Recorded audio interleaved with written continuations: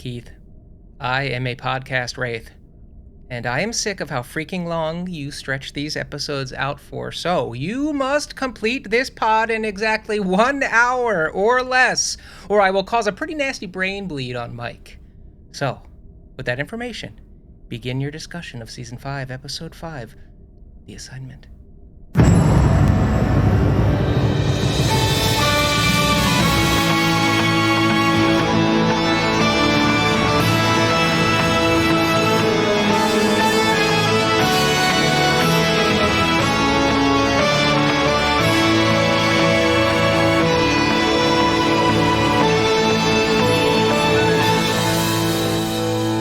What's up, everybody? Welcome back to Keith and Mike. Watch, you gotta press the button, Mike. Star Trek, Deep Space Nine. Have I been forced to make a very difficult choice. It's sort of the opposite of a Sophie's Choice, because like I either get to have an episode that's only an hour long, which is never gonna happen, or I don't have to listen to Mike anymore. I mean, it's actually you kind of got presented a golden ticket. That's a win-win. Yeah. I got the golden ticket. How's it going, Mikey? It's going great, man. We had a great watch along last night. Everybody was in good moods. We had a dream team. People were, I think people were excited to see how I would respond to a Keiko-centric episode. Well, and naturally. And I have thoughts. So that's great, man. I'm ready to do this thing. I mean, that's the best thing to do. Yeah, no, Mike, if you're just joining us for this episode and you were like, you know what, I'm going to find out what they feel about The Assignment, and that's when I'm going to figure out if I'm going to watch the show. Then Mike finds Keiko pretty shiny.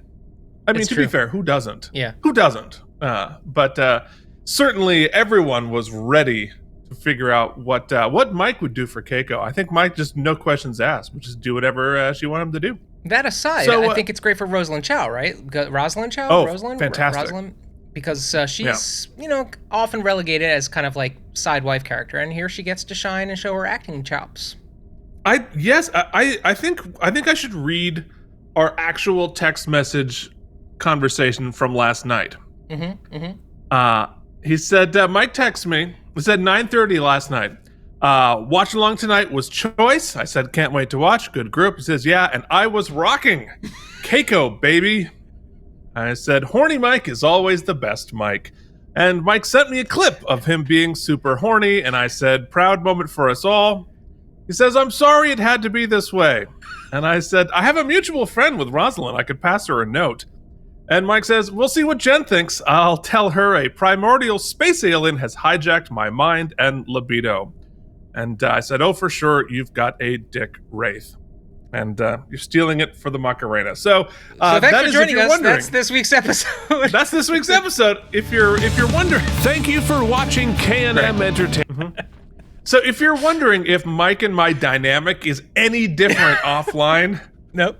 The answer is no. This is our actual literal text conversation when we're not, writing your brother's professional wrestling characters. So yeah, it's true. And we have a lot going on in the world, which means we need to move forward. And by that, I mean move backwards and talk about last week's episode, Nor the Battle to the Strong. As always, people had a lot of very smart and interesting things to say.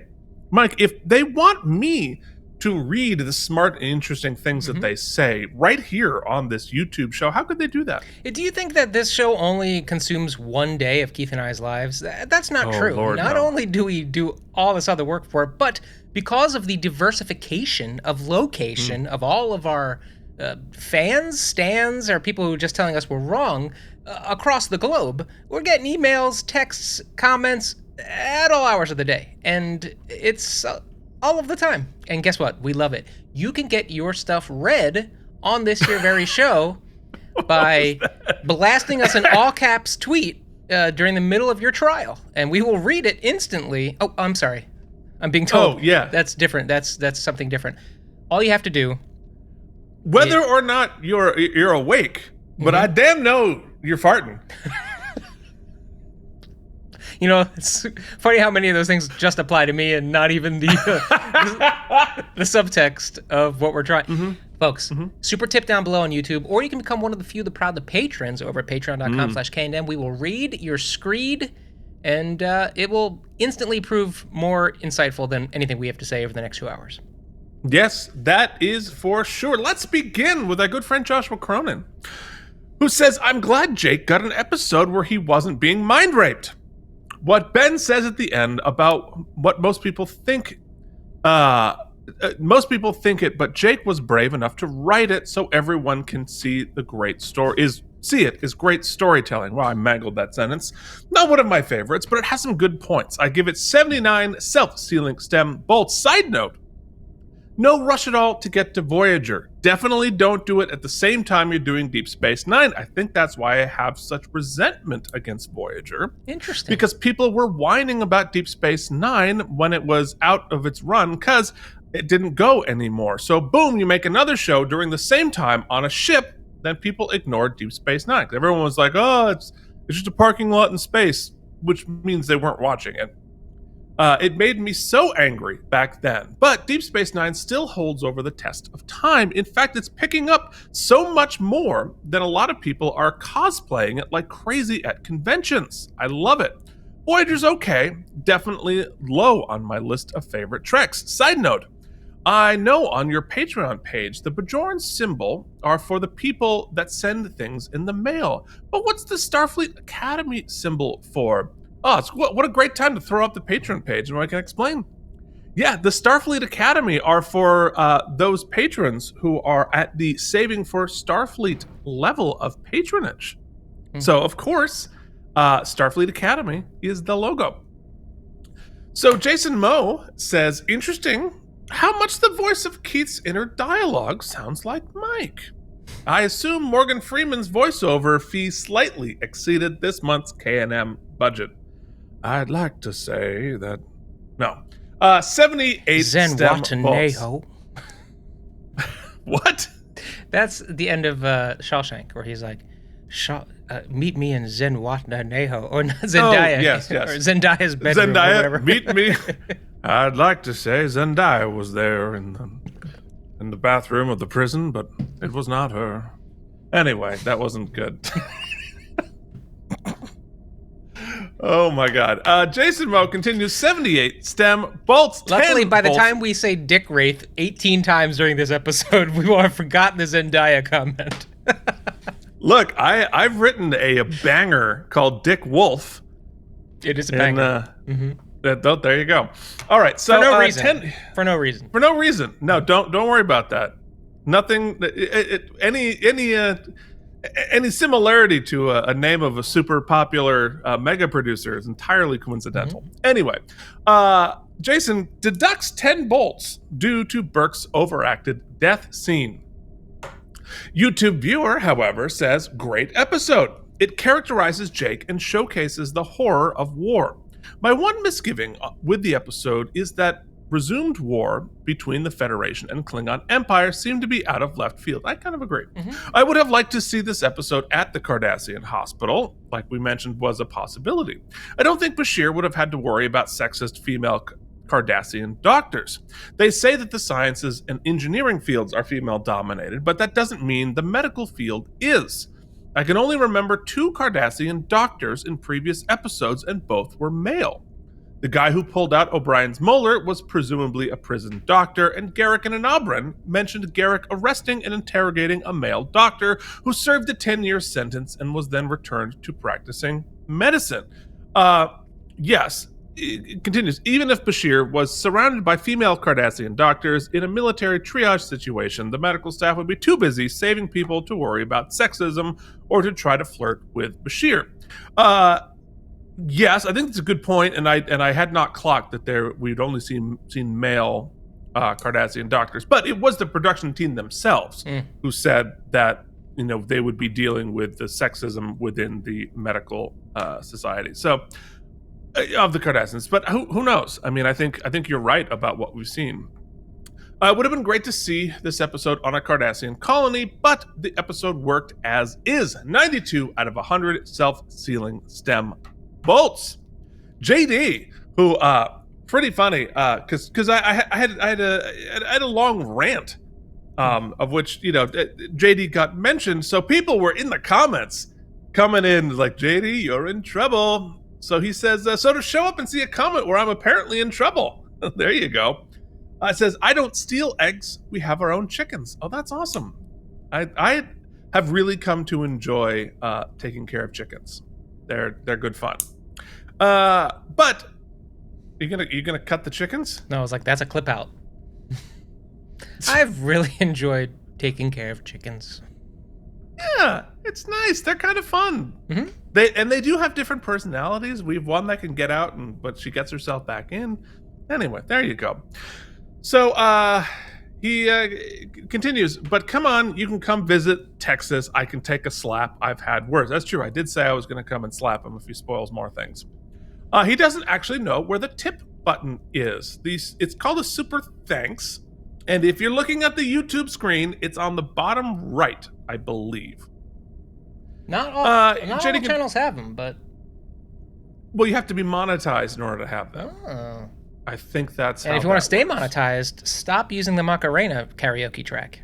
Yeah, stop using the Macarena. The Macarena has to be its own thing. So he continues, do I need to make Mike his own super shivved out wharf? You do if Mike wants one. And he needs clarification. You said your brother-in-law's name is Eric Morris. The 91-year-old actor who looks good for a man of 91, I wouldn't exactly be fawning over like Mike is. That's true. On IMDb, it's Eric William Morris is his name. And he says the phasers have always been digital. Well, not necessarily digital, but like an overlaid effect is, I think, what I meant by that. Obviously, on the original series, it was not digital. I love these costumes, but y'all been hating on them so sad. Sad. Those uniforms do look padded in some way, but maybe they're useful on phasers, not the disruptors. Talking about the sort of battle uniforms they have there. So he continues. You know what this episode makes me think about? Wesley Crusher. Roddenberry intended for Wesley to be part of the 3 phases he called it. I didn't know this. This is good information. Picard as the older wise captain, Riker as the young man starting his command career, and Wesley as the kid who wants to become those men. I always appreciated that they, and mostly Will Wheaton, took Wesley off that track and forced him to change it. I know a lot of fans moan about it still, but when we look at Jake, they could have done the same with him, and they even had double the chances. Ben and Miles as the older experienced dads, Bashir and Dax as the middle journey, but the fact that the writers were like, no, we're not even going to play with him going into the academy. We are going to take him in a different direction, makes the show so much better for it. I agree. This is actually a hard one to rate because Jake's story is really good, like 90s, but the things around it are not quite the same quality like 70s, so I'm going to have to go with 82 self-sealing stem bolts. And don't worry, guys, I won't tell Mike when everyone dies. I appreciate that. Nailed it.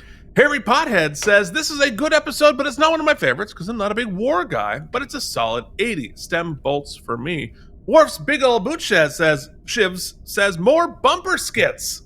80 for self-sealing stem bolts. Who knew? Who knew? People like your nonsense, Mike. What can I say? Comedian? I can always be the exception. Comedian. Kevin Miles says, I give this 95 self-sealing stem bolts. Really carried the ball in this episode. Carl Fisher, new patron, welcome, says it would have been nice to see an actual battle in the episode instead of running from exploding pyrotechnics hidden in the dirt. Agreed. Yeah, that was sort of my thing. Yeah, I agree. I think in a lot of ways we're not saving money for Starfleet. We might be saving money for next week. Which Jason T. Moe says is his second favorite Trek episode, period. Well, yeah, I mean, no pressure, but we're gonna have to do. I'm gonna have to be there for the watch along on that one. Yeah, we gotta figure out when I'm gonna do that because it all starts next week. It's all getting crazy. Yeah, no, we'll figure it out. I'm going to see a show on Sunday, which is when I wanted to do the watch along. So, what are you Saturday night? I'm seeing that off Broadway thing that Jen's friend wrote. It's a bunch of those. I know. I'm trying to think. It's like a rock. Sounds great. Kier. I don't remember. Wow. I mean, can't wait. Can't wait. But yes, already started to do prep work The for Lonely next week's Few. episode. Lonely Few. Oh, the Lonely Few. Oh, great. Cool.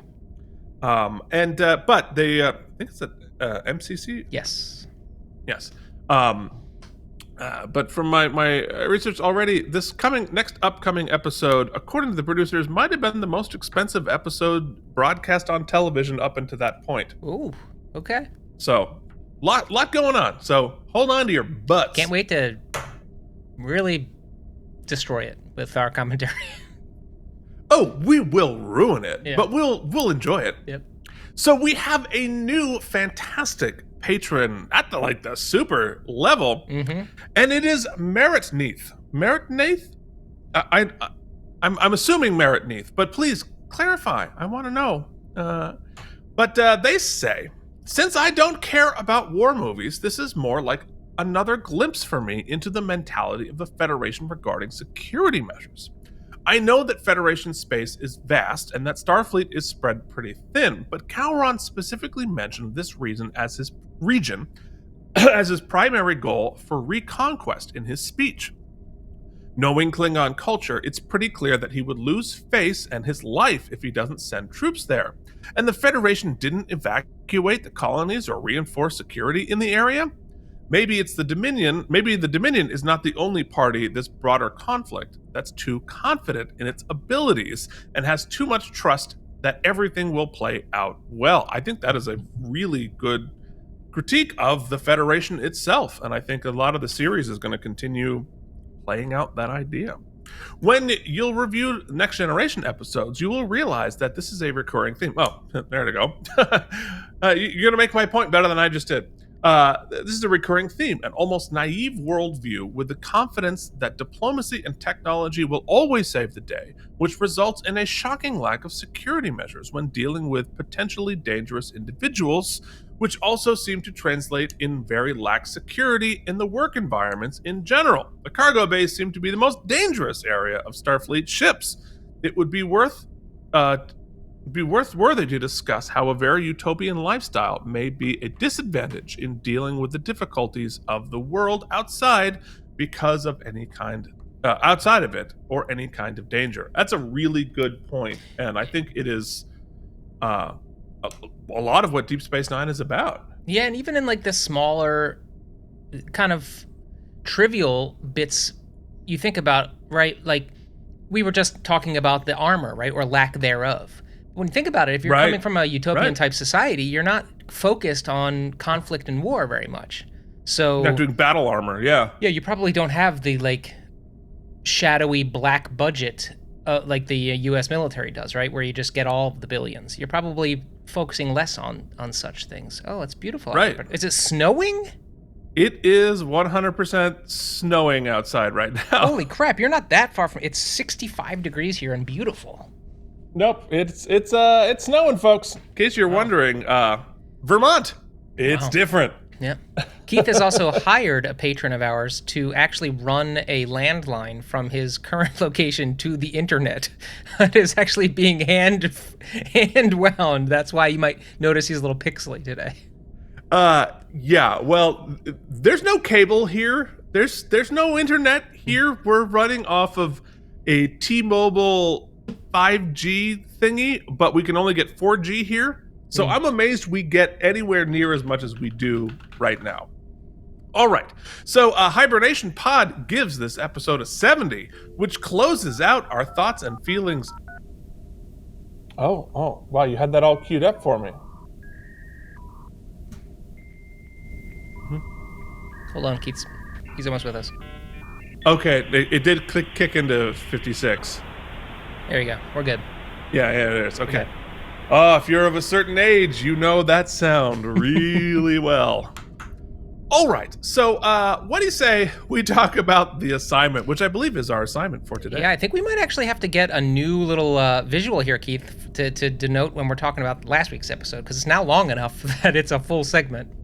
It's a full episode. I mean, it's a companion piece. I mean, for reals. It's that our I might have to be. What's a little really shorter. crazy is we've got already have comments for this week's episode on the watch along for us to read next week on the review. Oh, for goodness sakes. Okay, well, there we go. All right, so The Assignment aired on October 28th, 1996. You know, coming up on Halloween. It was 16? Coming up on... I don't think I did anything for Halloween. I think I sort of, like, gave up on Halloween when I was about 12. But, I never, like, did, like, the sexy Halloween in college or whatever because, you know, me. So... No, I love... You have reverb on? I prepped the Macarena reverb and I had to laugh. Yeah, I don't know that I ever did sexy Halloween either, but I do know what you're talking about. Yeah, it's like a whole thing. I mean, basically in New York City, where we lived for Keith many and I years, also weren't invited to any sexy Halloween parties. I can tell you that much. we were not invited to a great many. No. Anyway, I'm just gonna stop the story right there and introduce our top song, which of course was the Macarena, and Keith told me I'm not allowed to use the music.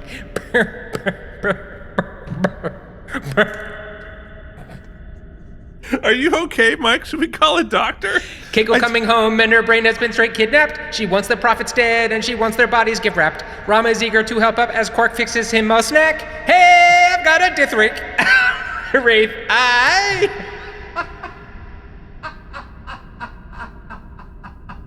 You have a death rake?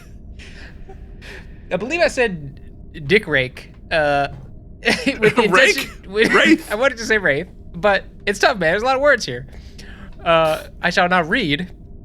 Keiko coming home and her brain has been straight kidnapped. She wants the prophets dead and she wants their bodies gift wrapped. Rom is eager to help out as Quark fixes him a snack. Hey, I've got a dick wraith. Aye. But my favorite part was the, I've been talking about taking care of chickens. I sampled Keith's Grey Chicken. Okay. What a mess. Our top movie was Sleepers in its second week at the top of the charts. Need to go watch that. Yeah. What else should I have watched in 1996? Yeah, man. I thought there was going to be all kinds of cool Halloween episodes, but I guess they saved those for the Wednesday of Halloween. So on this Monday, nothing great on television, except I guess Seventh Heaven had a episode entitled Halloween. Its rating was 2.5, so that's pretty scary. Monday Night Football, the Minnesota Vikings, Keith, talk about scary. How bad of a game must this have been? The Minnesota Vikings beat the Chicago Bears. Just kidding. The Chicago Bears beat the Minnesota Vikings 15-13. Woof. As close, at least. Yeah, man, I guess. And it wasn't one of those like Jets games in the 90s, like 6-3. And then, interestingly, on CBS, bringing the 10 o'clock hour, there was a show called Mr. and Mrs. Smith. I don't know if it's based on the same property that they then went and made the movie on, and they went and made another. It was the Spy Couple. I doubt it. Let's see if we can get any info on this.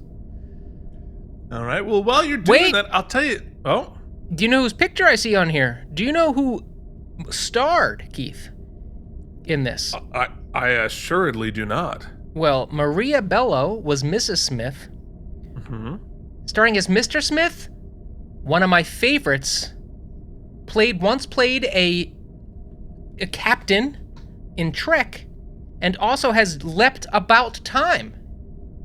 Oh, no kidding! Scott Bakula vehicle that I do not recall, so I'm gonna have to check. How many episodes aired? Let's check. Oh, okay.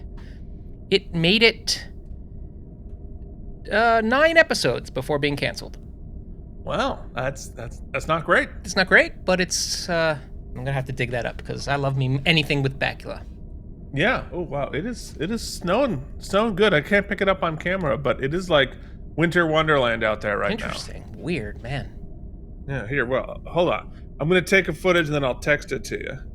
Okay. And then what am I supposed to do? Then you're gonna broadcast it. Okay, so maybe you want to email it to me because I'm on my computer. Oh yeah, okay. I'll email it to you. Great. This is all happening in real time, folks. I mean, this is very impressive. All right, well, I got a whole plan. Okay. All right, so what was Voyager doing? Voyager was talking about Sacred Ground, in which Janeway goes on a sacred journey to save Kes. That was an episode. The weekly world news. I hate to say, I feel like they just had a rotation of stories because I'm pretty sure we've done the pilot sights angels at 32,000 feet before. I don't know what this says for the journalistic integrity of the weekly world news. Well, at least it's prescient for the episode, because we're sort of dealing with angels and demons. Angels and demons? At 32,000 feet of the wormhole. Absolutely. All right. I take it back. It's great. Was I supposed to be getting an email from you, buddy? I can't do it while I'm talking. I'm going to wait till you introduce the patrons, and I'll send it to you when I'm doing that. I got a system. This episode was directed by Alan Croker, who, this is his first of 13 episodes of Deep Space Nine, 13 episodes of Voyager, and how many do you think he did of Enterprise? All of them. 13! Oh, okay. Including the finales of almost all of these series moving forward. So Croker's clutch. Croker's not a choker. Indeed. It was written by David R. Long and Robert Lederman, who wrote on Improbable Cause, with a screenplay by David Weddle and Bradley Thompson. Which means it's time for something terribly important. Now, Keith, waste your time. With what? With trivial trivia. Okay, so in this episode, a malevolent entity possesses Keiko's body, holding her hostage to force O'Brien to help her. I could have just saved my whole recap for that. While speaking with O'Brien, the entity in Keiko jokingly suggests that the crew will likely try to catch her in some sort of stasis field. In the Next Generation episode Power Play, Chief O'Brien's body was possessed by a malevolent entity who similarly held Keiko and Molly, then still a baby, hostage. He was briefly forced from O'Brien's body when caught in an electromagnetic stasis field. So they've already done this by the time we get here. And I think this is probably the most important part of the trivia. Nana visitor, Kira, does not appear in this episode. Why do you think that is, Mike? Because she went into labor? She sure as heck did. She went into labor during the production. This is the first episode of the series in which she does not appear. Originally, the party at the O'Briens was going to be for a Bajoran religious holiday. But when producers discovered that Visitor was unavailable, they did a quick rewrite of the scene, which turned into a birthday party, while also ensuring to explain Kira's absence. But they still forced Alex Siddig to do the episode, despite he was becoming a father and probably should have been there too. That's a good point. So, but in lore, right, she's off on the I don't want to bang O'Brien planet. Right. Well, she's on Bajor banging, what's his boring Shakar. face? Yeah. So, you know who would never force us to miss the birth of our children, Mike? You know, ironically, Jason said that he loves next week's episode so much that he would miss all his children's birthdays just to watch it. Oh my god. Wow. Keith, you're probably referring to the patrons. I sure am. Of which there are surprising many.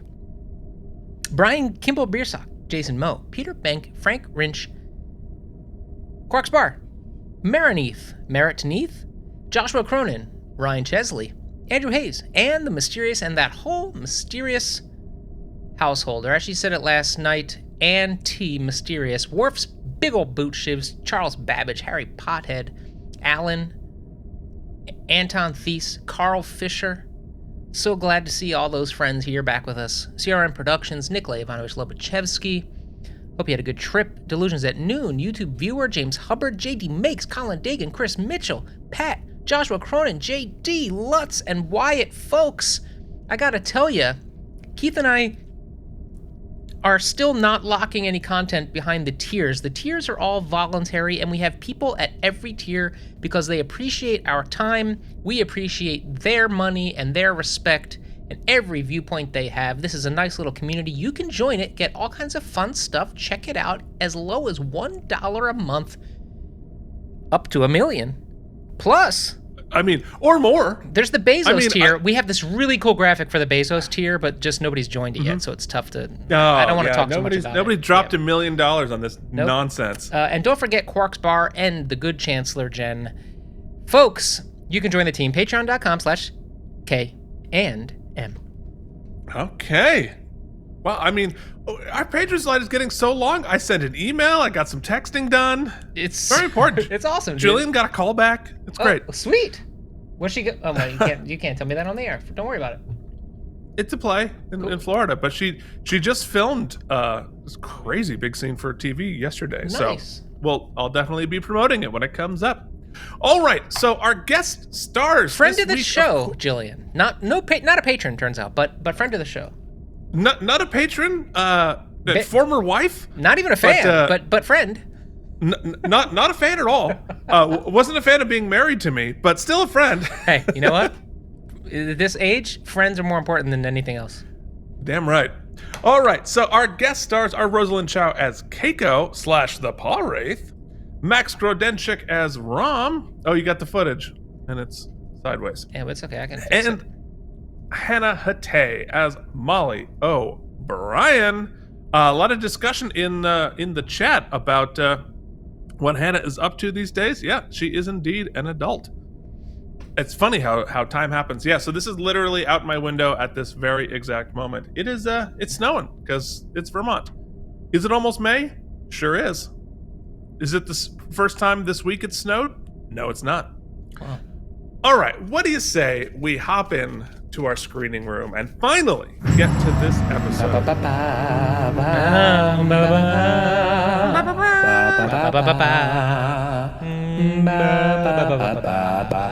Let's hear it.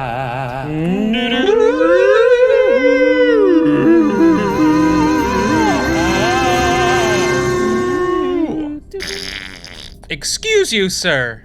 This is a court of law. It's very important. It's not very unfair. Morn? They tried to make me not fart. Morn, was that you? He can't say. Yeah. He can't say.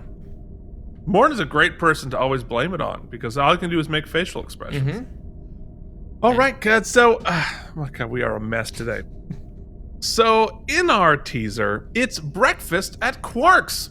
Rom, wearing his Bajoran uniform, enters and sits down to a bowl of pureed beetle. But he didn't order it. Quark just assumed because that's what he eats every day. But Rom wants to eat human food this morning because he wants to eat what Chief O'Brien eats. Because he's very, very excited with his new engineering job. Naturally, Quark is disgusted. We find out that Rom works in waste extraction. And Quark points out that Rom is working on the night shift in the worst assignments. But Rom steadfastly likes his job. He knows that the chief will eventually appreciate his work. Rom's enthusiasm for all of this is so freaking charming. Mm-hmm. And, it is understandable that he sort of starts out at the lowest tier because he's never officially been an engineer before.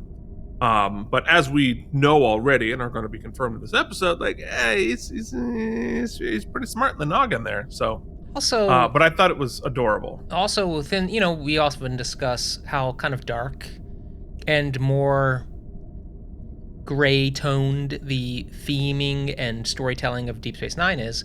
It's nice to have a character who is so gung-ho and optimistic. We all need a little Rom. We all need a little Rom in our lives. Oh, no question. And he has joy and he has gratitude. Mm-hmm. Remember when he tried to assassinate Quark in season 1? Mm-hmm. No, we're going to memory hold that. It doesn't matter. Rom reminds me of, there's this guy, Pat, a colleague of, he's a friend, and he owned a landscaping business. And it was really stressful to own that business, and so he had some heart problems, and it was just kind of a high stress scenario. So what he did was he sold that business, and he took the head custodian job at my brother's middle school, and loves his job, loves his life, approaches every day with enthusiasm and appreciation. He's always posting, he's one of those people that posts sort of inspirational things on social media that's not annoying because it's grounded in like his actual person. It's real. It's not a performance. And I can't help but watch anything Rom does nowadays and not think of Pat. So be more Rom. Interesting. I guess is what I'm saying. It is a healthier, happier way to live, man. It really is. So, meanwhile, O'Brien is distressed to see that all of Keiko's bonsai trees have been killed by Bashir's overwatering, while Keiko is out of town.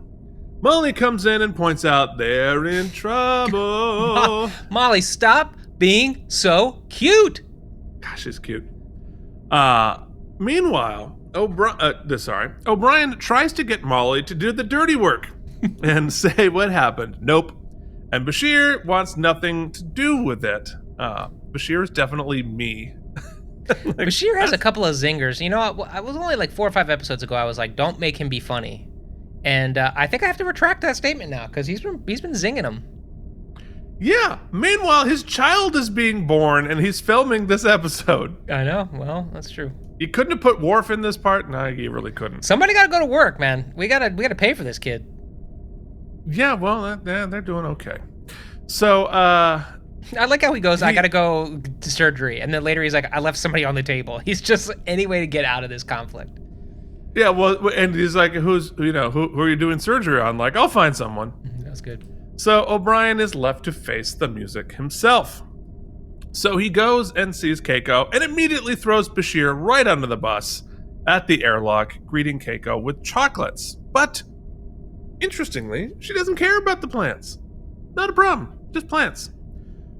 And we find out that she's been on Bajor touring fire caves. And this is not Keiko. She has been possessed, and the entity is holding Keiko's body hostage until O'Brien does what she says. O'Brien, being kind of Mike, just thinks this is a sex game and is 100% on board. But my favorite part, maybe my favorite part of the episode, because it's so kind of grounded in he's like, okay, I could be into this spiciness before it. Yeah, all right, let's go. The pacing is great there. The writing is great. It's all great. Unfortunately, it's not great for Keiko because she demonstrates that she's serious by literally stopping her heart. And when she comes due, she says, "Don't tell anyone or I'll stop it forever." And that's what you call a teaser because some shiz has gone down. In Act 1, O'Brien wants to talk to his wife, but of course she says nope. She wants him to do some stuff around the station, but he won't say why. He says, "I won't do anything that would hurt anybody." But she's like, "Nah, it's just some sensors and communications, nothing to worry about." And he says she'll need to be patient, and then she demonstrates that she knows how to access Keiko's thoughts and memories, which I think is very interesting. Which also allows her to keep up cover incredibly well because she kind of has access to all of Keiko's stuff. Which tracks with what we find out later, right? About what this being's origins. So, because you're kind of afraid at first, I'm like, oh man, that must be all powerful. They can sort of possess you. And we'll get there. They're pretty powerful. Yeah. So, and she knows, because she knows all of Keiko's thoughts and feelings, that they're going to try to stop her. But they won't without killing Keiko. All she needs is a split second to cause a brain hemorrhage. Real scary. So, this whole thing for O'Brien, Keiko literally has a gun to her head this entire time. And it solves so many problems generally with ticking clocks, right? Which are a couple of things I'll point out at the top. One, great monster, right? But are we gonna have to see it later? Because you can blow the whole thing by then having to see the monster, right? But here, the threat of it, so the threat is inside of one of our characters, so we don't have to worry about it getting ruined. Also, what I love is they upfront all of the tropes, right? She's like, well, you're going to try to do this. You're going to try to do this. You're going to try to do this. All of the things that you've done in other episodes and our heroes would generally do. And I'm eliminating them all at the top of the episode. So you as the viewer are like, okay, great. It's going to have to be an outside the box denouement, which I freaking love. Which also, because, as we pointed out in Trivial Trivia, we did a very similar story, very similar dynamic on Next Gen, even with the same family. The other one holding the, Molly hostage, all that kind of stuff. But they find a way to make this different. And they find a way to make it unique and part of the larger story, which I think saves it from being you just redid a Next Gen episode that was aired Rosalind 3 years Chow ago? a big part of that episode? Yeah. Okay.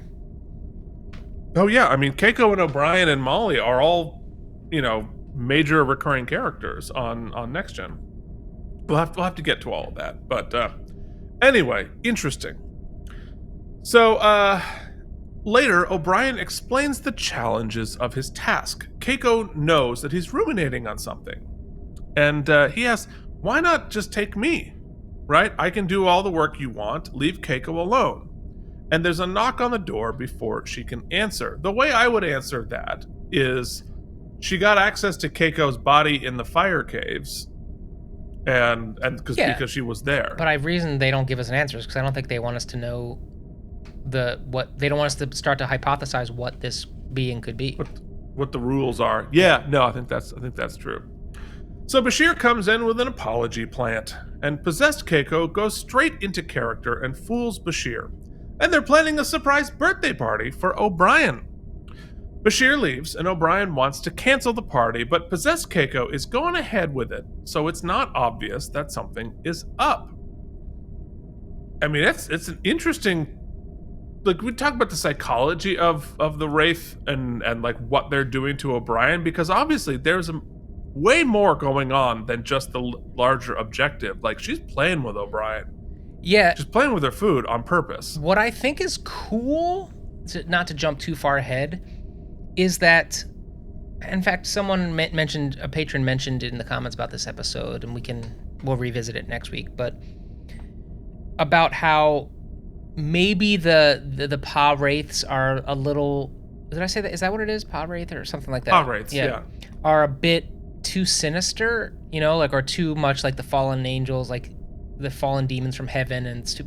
Maybe. But you could potentially sympathize with them if you think about, because the origin story we're given, because it's an exposition dump very quickly. So what I took from it without really exploring it in detail, there's some sympathy to be had. We don't know right now for sure, other than the Bajorans worshipping the prophets or the wormhole aliens, we don't really know that they are, oh my God. What is it? Oh my God, Keith. What is the word for when you're good? Benign. We don't know that they are benign. Benevolent or benign. Right. So, could very well be that there is some legitimate beef between these Pa Wraiths and them. However, through Rosalind Chow's performance here and the writing, there's enough of a sinister nature with, you said, they're clearly a dick. Yeah, playing with their food and the sort of let's not beat around the bush. They are torturing Keiko. And they're torturing O'Brien. Yes. I mean, this is very much an O'Brien must suffer episode. So I think it's cool that we get that. We don't have to overplay that they're bad guys. We get that from what we see, which is cool. I hope I've made my point. I no, for sure. I mean, this is a Lucifer kind of a story. Mm-hmm. And it's interesting. Never outright. Well, we'll get to it. All right. So meanwhile, Ram arrives in the wardroom and at an engineering meeting. He's been promoted from the night shift to the swing shift for a couple of days and is delighted. He wants to do anything they do. He's going to drink Rock the Gino like they do. And the team is dismissive to the point of just barely being polite with him. Mm-hmm. But he is unheard. Well, what I loved about this scene real quick is, and friends of the show will understand, dear patron and the mysterious gave us a little insight, and she just, when the scene came up, she said in the watch along, she goes, "I am Ram here at work or in life, no chill." And I was like, that really actually colors a lot of someone I don't actually know. So it was fun. It was a fun tidbit. It's kind of how I am too. Yeah, especially when you're excited about something, right? Yeah. Oh, for sure. No chill. So they get a call from O'Brien with new orders. and he gives them all a giant task, basically just to keep them busy, and tells them to leave them all alone. Leave him alone today.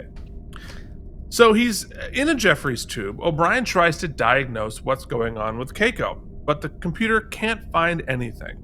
It is her, and he can't figure out a way to disable her quickly enough that they can't zap Keiko's brain.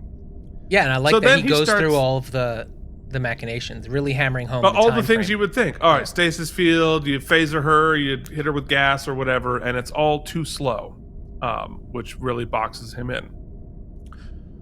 Then he continues modifying the gizmos. In Act 2, O'Brien arrives at his quarters, and the room is filled with well-wishers. It's his birthday party. Keiko the whole thing and arrives with a cake. They sing Jolly Good Fair Use, and she hands him I said the same thing. I mean, obviously. She hands him a glass of whiskey large enough to put me out of commission for the night. And then Dax arrives with more whiskey. I'm getting a little concerned for O'Brien's liver. Cisco can tell something is up and asks O'Brien if anything's wrong, but O'Brien ducks him. Then Jake asks Keiko if she saw any paw wraiths in the fire caves. There are Bajoran legends of creatures living in the caves. Then O'Brien breaks his glass in his hand. He is starting to crack up. He goes into the bedroom and is followed by Keiko, and she tells him to get a hold of himself. Awesome scene. I mean, I think Rosalind Chow does a phenomenal job in this whole episode. Like, what a tour de force for her. This the playing beat this changes, character. going in and out of character. It must have been so much fun. So much fun. So she, of course, she fixes his hand with a blinky light and explains that the task he did was only a test. Tomorrow, we do the real work. Later that night, everyone else is gone, and Keiko puts the remaining cake into the replicator to be deleted. This is by far the most diabolical thing that she's done. But it does confirm to me she is stone cold evil. He demands to Maybe know she's looking what's out for up. his diabetes. Stone cold evil. If you delete my birthday cake, you will not have another one. I'll tell you that much. Yeah, but she does offer him a birthday present, Keith. After the cake. Okay? She gives him a chance to work that cake off. Fine, but I'm eating that cake. So he demands to know what's up, but she refuses to say yet, and she demands that he come to bed with her. Cue Mike melting down. She leaves, and Mike immediately asks the computer for more information about the paw wraiths, but she calls him into sleep before he gets any You just said info. Mike, by the way. You What? said he falls asleep, and Mike immediately asks the computer about the paw wraiths. That's how intertwined look, I've become into this episode. We are all, I mean, if Mike could teleport himself into Miles's body... Let me tell you, I wouldn't be Googling the paw wraiths. We'll have like a double possession here. Like, she's like, wait, I'm a demon. I don't care. You can keep Keiko in there. Oof. Wow. Yikes. The next morning, he wakes up having briefly forgotten that she's possessed. And she says, another weakness of you corporeal life forms, your need for physical intimacy. Yeah, what happened? It's especially irritating in your young. O'Brien says Molly's going to sleep over at the Davises tonight, and she's staying there until this is over. And Keiko says, do you think this is really that wise? A little girl needs her mother. Molly would be lost without her. Hold on, time out. Sorry, I know you're talking about important things, Keith, but this is like a little wormhole that just... I couldn't escape last night. Okay, picture it. I don't think you were trying to escape it that far. Picture it, Keith. I'd rather not. You are being held hostage, okay, basically, and your hostage taker, be them attractive or not attractive, regardless, makes you sleep in the bedroom, okay? Yeah. The next morning you wake up, and in your brain, we know that you're like, okay, I have to go and achieve, I have to go do whatever this person wants because I want my child back, or whatever it is. Right. Is the first thing you do put your silky PJ robe on? Right? Like, wouldn't you just put his pants, slacks, and shirt on and get the hell out of there as fast as possible? Would you fix some coffee and put on your PJ robe? I mean, hey, it's a space station. It gets a little chilly. He didn't sleep in it. He got out of bed and put on his little PJ robe. Well, I mean, wow, it is snowing really hard right now. Yeah. But I think she made him do it, right? Okay. Because she's making him go through all of to do the dance. And the fact that she makes him sleep in bed with her, this is like the psychological torture. And wear her robe, apparently. Go get my robe out of the closet and put it on. It puts on the robe or it gets the taser. It takes pictures of snow. I know, but it's really coming down. It's blowing around pretty good. I gotta go check on the chickens. Chickens don't care. They're like, yes. You've never seen snow before? It's Vermont, dude. I'm in New Jersey now. This happens like twice a year. So anyway, Keiko once again threatens Molly to make O'Brien do what she wants. She gives him his actual instructions and sends him off. O'Brien's like, you know what? Hell with this. It's out of my control. I gotta go talk to Cisco. I gotta come clean. I need help. But he's followed by Keiko, who obviously knew something was up when she calls to him and then jumps off the second level of the promenade. The landing here is one of those, like, the leg doesn't look good. I mean, it is messed up.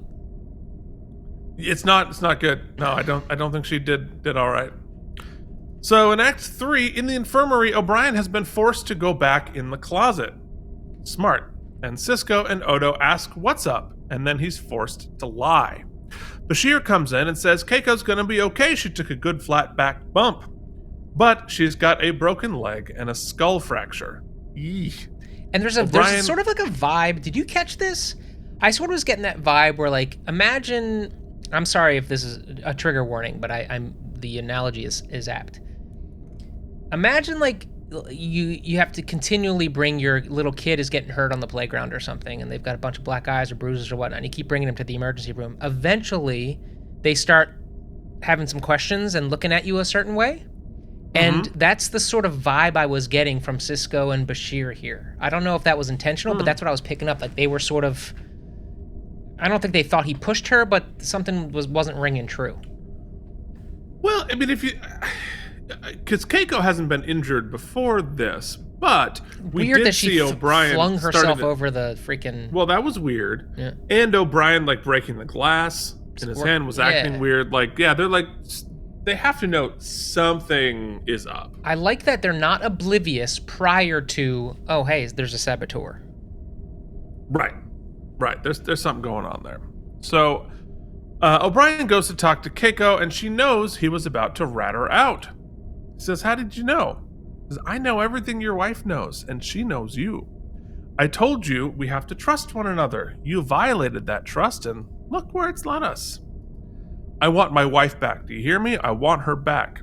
Then stop trying to fool me. How much more damage do you think this body can take?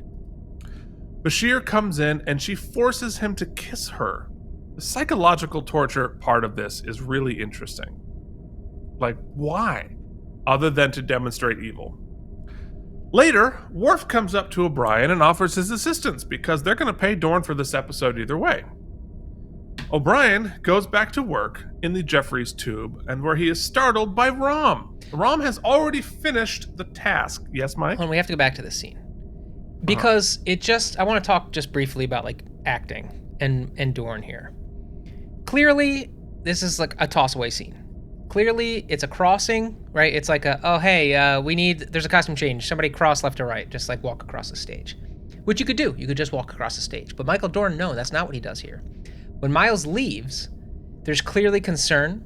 There's clearly an attempt in his face to, like, try to figure out what's going on, or at least recognition that there's something up, which doesn't add a ton of color to the episode, but it adds a ton of color to Worf and his relationship.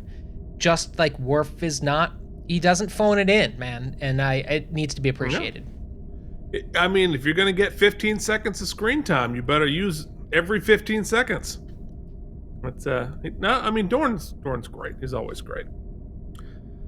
So so Rom comes in. He has already finished the task that was supposed to take him all day. O'Brien is impressed and sees an opportunity. Says, we're going to make some modifications to several of the station's systems. You are not to breathe one word of this to anyone. This includes Dax, Odo, Captain Sisko, Worf. They don't know? Well, of course they know. Some of them, anyway, but we have to pretend that they don't. This is a top-secret Starfleet operation. Culpable deniability. I understand. Don't worry about me, Chief.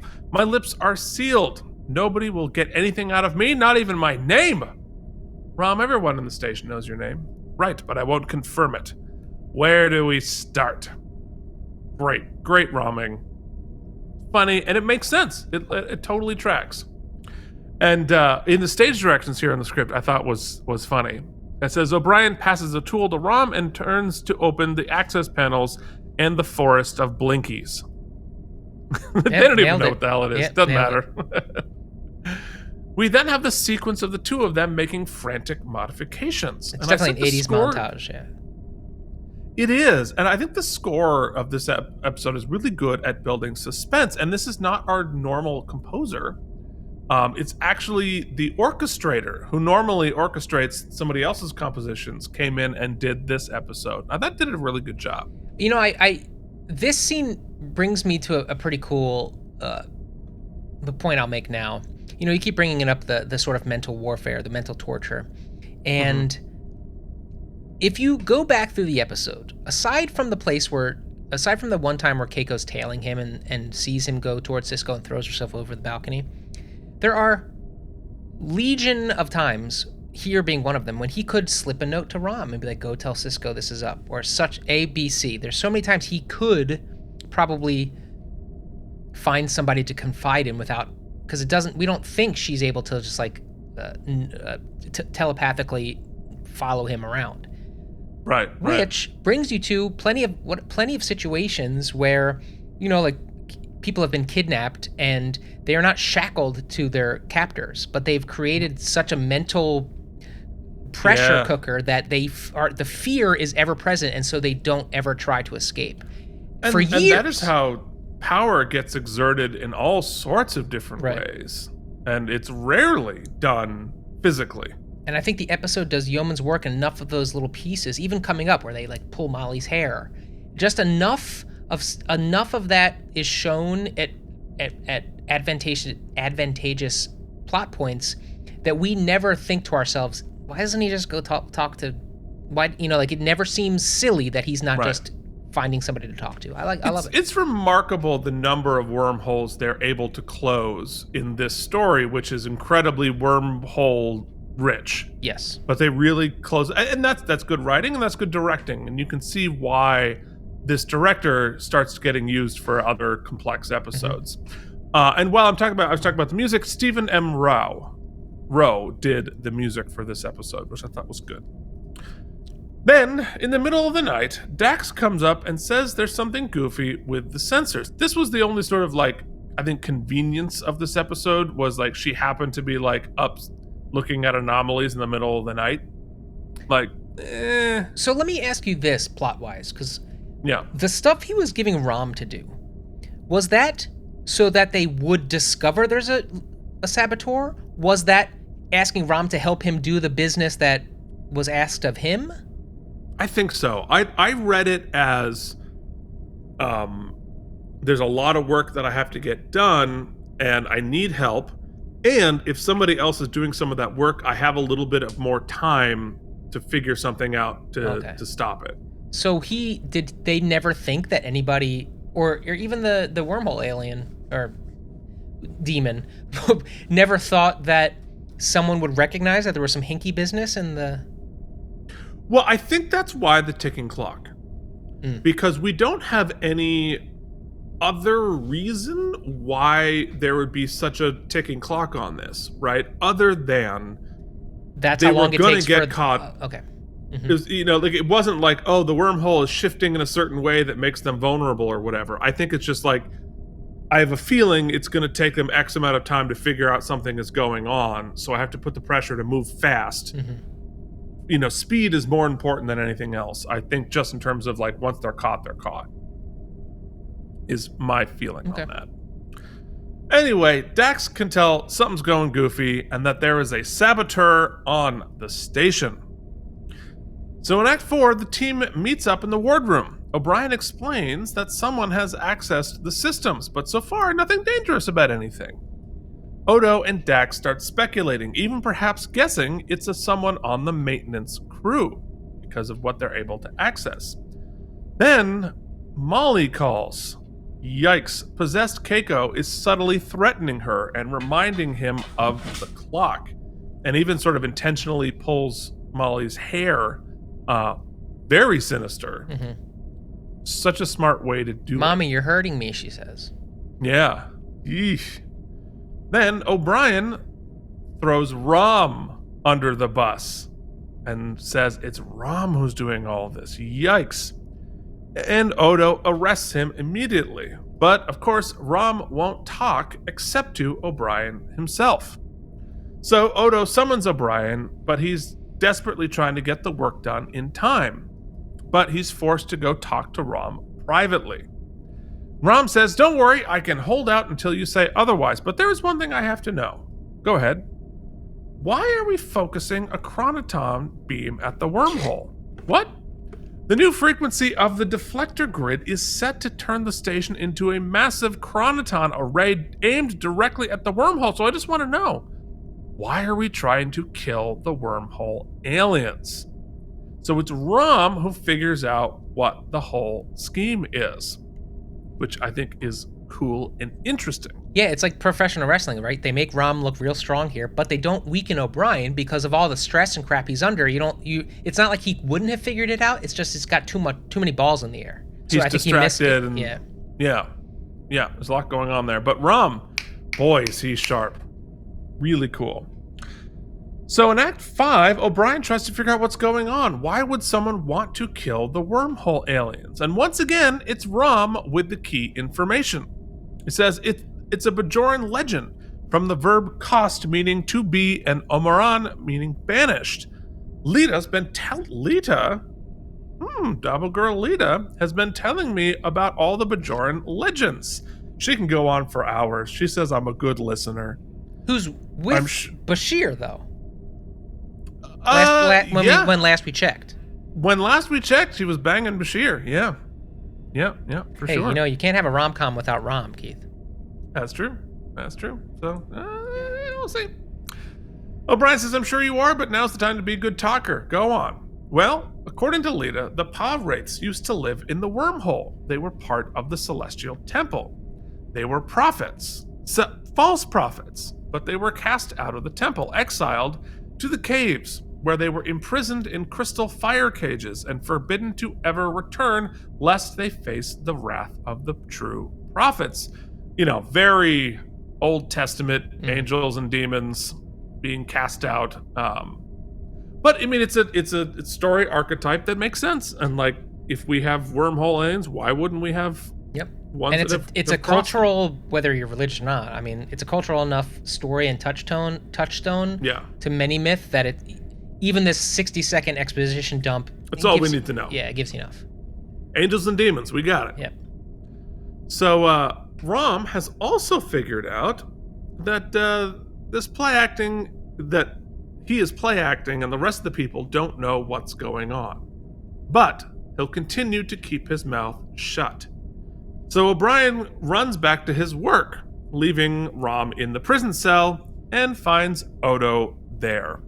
Odo has figured out that O'Brien is the one doing all of this, and he matlocks the Matlock. "You didn't cover your tracks very well. Why?" O'Brien says, "I didn't have time. I still don't." Then he knocks Odo out and calls Keiko. It's, again, consequences of Odo being a solid. Because Goo Odo, O'Brien is no threat to. But human Odo can get knocked out like that. Mm-hmm. Interesting. So he calls Keiko and says, "Meet me at the runabout." She says, "How'd you know I'd want a runabout?" because I know what you're planning to do, but don't worry, I don't give a damn about the Celestial Temple or your non-corporeal feuds. I just want my wife back. Now, you still need me to pilot you to the wormhole, so let's stop wasting time. Agreed? So they head out on the runabout, and we get an extended shot of the runabout emerging, and you can even see in the higher def version, I went back and watched it again, like the little generic body molds they have in the cockpit there, which they have used the Playmates figures in one shot earlier in the series. This is not that. These are sort of generic, that if you're not looking too hard, it can sort of be anybody. But it was interesting to see them in there. So they arrive in front of the wormhole, and O'Brien initiates the sequence, and the station starts powering up, lightning everywhere. And again, this is the AI upscaled, but the lightning effect looks great. Yeah, I thought so. On that station, I was like, and again, we're starting to do things digitally now, which allows for more specificity and higher fidelity. Looks great. So there's lightning everywhere, and the wormhole opens when Cisco calls. They've been caught. But O'Brien activates the beam, and instead of hitting the wormhole, it hits the runabout, because O'Brien fixed it this way, and zaps Keiko. Kind of a risk here, but he didn't have much of a choice. Yeah, and they set, good writing this episode, I think. They set enough of the beats, so you figure, if they're going to zap the wormhole and that's going to kill all of them, then the weapon definitely will be effective against her. Right. But the fact that she would survive physically is kind of shocking, but I guess like you said, it's a risk worth taking. Well, and they sort of established a little bit that nothing they were doing with any of this was a danger to any of us. Mm-hmm. Right? We're just sort of zapping things, but it's only to the non-corporeal things that they would actually kill them. It's also like hostage negotiation 101 too, right? Like you cannot and should not assume that she's going to keep up her end of the bargain, right? That once you give her what she wants, that she's going to allow Keiko to be okay. Well, it's like you have to assume that she won't. Right. Yeah. But it works. They kill the Pal Wraith, and Keiko is back. They arrive back on the station to explain, and later Keiko is okay, and she explains that she was able to sort of watch the whole thing from within her own mind and saw what O'Brien did to save her. So to button the episode, the next morning Rom goes for the breakfast again, and he looks exhausted. Well, did you hear, they cut a scene where it's just, she says all that stuff, and then O'Brien goes, yeah, so will you cut me some slack? But they cut it. Oh. Where's my cake? Re-replicate it. Give me another cake. God damn it. So Rom goes for breakfast looking exhausted, but he wasn't exhausted working. He has been promoted to the day shift, all the way to the day shift, and he was out partying with the engineers to celebrate. So give me that bacon, baby. There's a cut line in here about one of those engineers having a crush on Rom, but they cut it, interestingly. But Rom now wants to eat the breakfast of the day shift, pancakes and pineapple. And Max does such a good job with his, talking about pancakes or whatever. That weird, silly Rom voice should be stupid, but it's not because of how he sells it. It's really, really fun. I'm doing a lot of pre-production for this play, and there's a lot of silly stuff in this play, but the whole point is like what Keith said. You can transcend something being stupid or silly, and what makes something that's stupid or silly become a joke is simply in delivery. Is simply in the intention of delivery. That's it. Commitment to the line, and Max never gives us anything other than 150% commitment, much like Rom. Yeah, it's really quite great. All right, so that is the episode. What do you say we move along home? AlamarEmmys, count to 4. AlamarEmmys, then one more. AlamarEmmys, it's AlamarEmmys time. Okay. let us That's none of that's talk right. about. That's not right That's at all. not right at all. Because we got to talk about wormholes first. Did you have any wormholes? You know, I think this episode, for me at least, was like a perfect, almost perfect example of how easy it is with good writing and plotting to avoid wormholes or avoid the discussion of said wormholes. I will say one thing that kind of stuck in my craw a little bit is a character wormhole. And I think I know how you're going to explain out of it, but still, it's more of a theoretical thing. Okay. I get Columbo when Columbo Columbos in Columbo. He and Jessica Fletcher is this way too. They like to put themselves into a position where they're pressuring the perp. They are needling the perp. They are pushing the buttons of the perp. Sure. And that gets the perp to get angry and maybe say something and slip up that gives the final clue that resolves the whole thingy-mabob. Now, Odo, we have become to believe, is like the Columboist of all the Columbos. He is a detective. He's the Dark Knight detective. And he's been hanging around a lot with Garrick, who is super spy, and they've been like kind of exchanging ideas and thoughts, right? So you would think that he would, in situations where there is clearly or potentially a conspiracy, a large conspiracy taking place, that he would be more cognizant of his approach to O'Brien in that moment, that perhaps needling and attempting to get everything out in the open might not be the best tactic, and he should be maybe a little more coy in trying to put a bigger picture together. But instead what he does is get himself punched, which I allow for the possibility that, oh, he forgot he was human and that he had weaknesses and thought he could just like be a shield. But still, that doesn't stop the fact that if there is something bigger at play, he could have triggered the death of Keiko there. Had she been listening in, or like. But he didn't know of the Keiko of it all. He didn't, but he should. I just feel like the true expertise and detective-ness of Odo there would have been more coy. I just feel it. I don't know why it's stuck in my craw. Well, I think the more professional move would have been to tell somebody, have some backup ready, right? And like bring a security team with him, or like tell Cisco what's going on before confronting him. However, I think it is consistent with the characterization of Odo that he kind of gets off on doing it this way and being the lone wolf and being the guy who outsmarted. And like, I think Odo enjoys the Matlock monologue as much as we enjoy watching him do it. And I don't think he ever considered O'Brien to be a threat, because of the goo of it all, but also I don't think he thought like O'Brien would punch him. Yeah.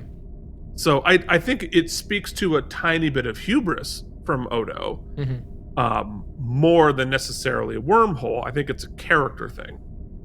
Yeah, and I mean, I guess the Dax of it all, there's some convenience factors in there, but none of them actually are that pivotal, in that they don't lead to the resolution in any sort of way. They don't cause a Deus Machina, which could be another tragic downfall of an episode like this. Right, right. And so they don't really bother me as much. So that's really it. I don't know did anything else. No, not really. I mean, I think that they had to somebody was going to catch wise that all this stuff was changing at some point because of how O'Brien had to rush. I think having Dax like, oh, I just like scanning when I'm bored was a little bit convenient, but it was going to be something like that. I don't think it necessarily hinged very much on it. But yeah, I think it was pretty tight, honestly. Yeah, and there's some for such a loose story, they did a tight job of tying it up. All right, let's go to best moment. So I think we both would agree right off that what makes this episode is Rosalind Chow. Yep, I think. Yeah, for sure. All-star. And really Molly as well. Like really some great little scenes from her too. And Column. Of course. And Column yes, too. I mean, yeah. That said, for me, my best moment is in the very beginning when they're in the sort of the elevator. and she lays out all of the potential resolutions for the episode. And all of the things, here are all the things you're going to go through. Here are the usual plot points of a Trek episode where you would, and here's why they're all BS and why you can't use them. It resets the stage for us, the viewer. It resets the stakes for Miles, and you then don't look at any of the things that happen in the rest of the episode through the same lens. There are no, she erases all, they erase all expectations there. And so you get to sort of be excited about what other twists and turns are to come, and what is the resolution going to be. So very effective. That's my best moment. Yeah, I mean, I think that's really good, because it's like, here are the 5 most obvious solutions, and they're all off the table. We're not going to waste any time on them. Yeah, which I think is, and it's also like a wink and a nod. It's them being like, yeah, we get it. Yeah. It's another possession one. I know what you're thinking, and here's what we're going to do to subvert that. And for me, like, I think it is the unnecessary torture element of it that I find most interesting. The Pirates' goal is to kill the wormhole aliens and be set free and do all their stuff. There's absolutely no reason whatsoever to force O'Brien to kiss her, to force O'Brien to sleep in the bed. That there is something, that on the cake, obviously, something so like diabolical and just sort of like, it just makes it more interesting that there's a part of this Pa Wraith that is like cruel. And unnecessarily so, like threatening Molly to get what you want. I get it, like whatever, that's important. Keeping up the pretense. All right, I see why that is helpful to get what you want. But keeping up the pretenses behind the closed door, I just think it's an interesting angle, and I love that they added that, because again, we're kind of saying the same thing. The story itself is pretty straightforward. Pretty straight archetypes, we get all these, and the devil, kind of literally in this sense, is in the details, is in the tiny little work that subvert our expectations, that just add a little extra seasoning that I think makes it more interesting than it would be if you just laid it out, the basic plot beats. And so I just like that. He made her kiss her. Why? It's a much more interesting character. Like, the Pa Wraiths are 1,000 times more interesting now because of something like that. To just double your point down real quick, I want to point out on our Patreon page, you can join at patreon.com/KandM. On the watch along, a patron of the show, a person who opposes the CCP, points out that I think is really something we haven't discussed about, which is really interesting here. I will point out that the benevolent prophets had to be explained concepts of love, pain, pleasure, family, and even linear time, while the evil Pa Wraiths understand all these things intuitively and can use those concepts to manipulate people like true masters.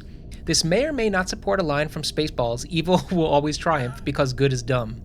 I thought that was a really salient point. And in fact, if you think about it, every time the prophets have spoken to us, it has to be through the visage of someone else and telepathy and using all of this sort of like kind of symbolism and interpretation, whereas the Pa Wraiths are just like, here's what's up. Well, and I think that there is, I mean, to take it to some of the theology that they're referencing, right? We're talking about Lucifer, right? Right. Lucifer here's a tasty apple.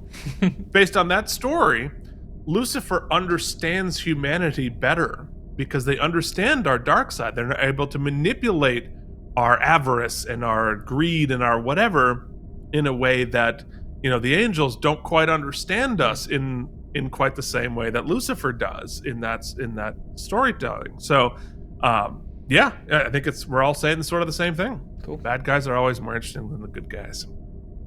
Shall always we? Rooting for the heel. Let's do it. Maybe. Can we have some? Oh, yeah. Some stambles. Hell yeah, they are self-sealing. Here are some stambles for you. All right, Mikey, take it away. So I really loved this episode for so many reasons, and let me see if I can make this point.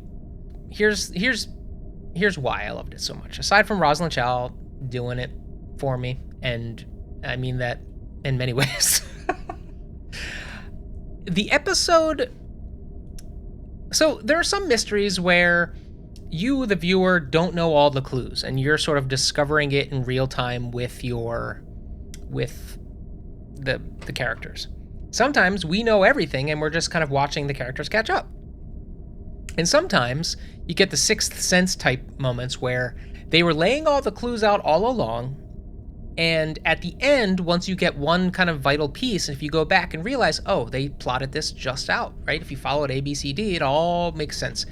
And this isn't as like mic droppy as the Sixth Sense or anything like that, but the point is that it's so well written and thought through and plotted. All of the pieces of the puzzle are put on the page, and we're led to them all, but there's enough red herrings and diversion, sleight of hand, that it doesn't feel so linear. And on top of that, you've got this sort of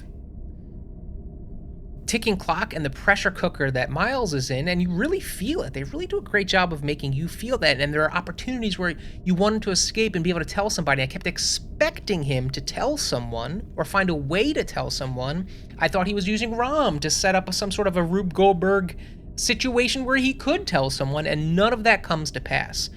And, you know, the ending is, I mean, ostensibly he just zaps her, but they even set that. Right. They're like, they even set that, right? They set all these vague time references of like how long it would take for her to kill Keiko. But then even at the end, when she's talking about, or I can't remember if it's Rom or her that's talking about blowing up the wormhole alien, she's like, it'll happen in a fraction of a second. And you're like, so there is enough time so that it all clicks. It was funny. Rom's character somehow is not comedic, is actually like a true hero in many ways. Yeah. I can't, even the Dorn cross, which is the one scene where you're like, oh, that was out of nowhere. I guess they just had to get him in. Still has something to say. I really can't find any real faults with the episode. I had a blast watching it. I'll remember it. And I don't have the baggage of the TOS or of the TNG episode to even bring along. So for me, it's a 95. It's a home run. 95. I really liked it. Yeah. Yeah, I mean, this is such an interesting episode, and I think this episode illustrates how much better Deep Space Nine gets. You know, that from where we began, and just like, this is not a big episode, right? This is just like an episode, right? Where, you know, we came off our season premiere, and then we've done some like really intense like, you know, romantic stuff and looking for Parmark. We just did the war one, and then there's just sort of this one, right? This is just sort of that episode. Now, of course, the Paul Wraith story, that's probably not done yet, right? But it's not. Next week's episode is a giant friggin' episode. We've got a whole mess of giant episodes coming up. And this one is just sort of your like week 5 episode. And typically the week 5 episodes of Vana this year is like, yeah, it's fine. It's fine. You know, we did it. Like, sure, whatever. You know, if they're all giant battle, if they're all whatever, then none of them are. So you need to have episodes like this to sort of fill in that. But the point I'm trying to make is that it's really good, right? The bread in the sandwich, right, has become so much better than it used to be. And so it's so much more interesting than your typical filler episode. So I think it is all of that, but because of the character work that we've built, because of the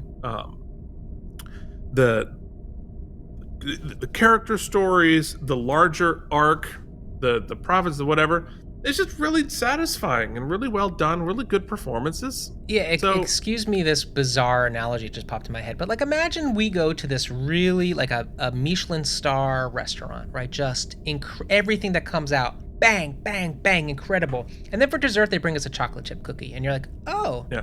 all right, cool. The chocolate chip cookie. I mean, it's not like, it's nothing. But you know what? At the end of the day, a well-made chocolate chip cookie, that's a hell of a dessert, baby. Yeah. That's a good way of putting it. Like, this is like a burger and fries. Yeah, man. Of an episode. But it's a damn good burger. Yeah, man. each fry is salty and it's like well crisped. It's perfect. I'll eat it every damn day, like, and feel good about it. And like, sure, I want a steak coming up next week, but like, a damn good burger. Yeah, man. Good for me. So I don't think I give it a 95, but I'll give it an 88. Okay. And, So where does that bring us? That you're- brings us to like a 92 or so. Yeah, I'm okay with that. something like that. I mean, like if you give me, if this is our like average run of the mill filler episode, like, damn, we are on a good. Yeah, and place. it's important because, you know, a lot of times these filler episodes, these bottle episodes, are either like really tight two-character sort of dramas, or they go for like a big, broad, silly thing. And this isn't either of those, right? It's still a solid episode that is everybody's in. Yeah, really, really solid. Okay, well, thank you so much for watching all that. Now, what did the world think about this one? I'll tell you. On IMDb, this was only a 7.3 out of 10, which makes it 107 Wow. Okay. out of 173 episodes. Next week, folks, you all know. Next week, we are doing Trials and Tribulations. Interesting. Buckle up. Interesting that it's not trials and tribulations. No, it's Tribulations. Wow. I don't know. Hey, folks, did It's you know funny, that you we know, watched The Trouble with Tribbles from the original series? And guess what? We utterly loved it. coincidentally. Yeah, we loved it. Utterly Keith, coincidentally. where could people watch us watch that? Oh, I can tell you. At patreon.com/K&M. Spell out that and with an A and a D. And I'll let you know, folks, that was released as free to all. So all you have to do is go to the website, patreon.com/K&M, and you can find it on the free feed and watch us watch it and see what kind of silliness we get up to. Can't hurt to be free. There it is. So, so that's next week. So, thank you so much for watching. Till then, this has been Keith and Mike. Watch Deep Space Nine. By the way, I'm dead. Thank you for watching K&M Entertainment. If you enjoyed our particular brand of nonsense, please like and subscribe. Or become one of our patrons at patreon.com/K&M. Miles O'Brien, roll over and out of me.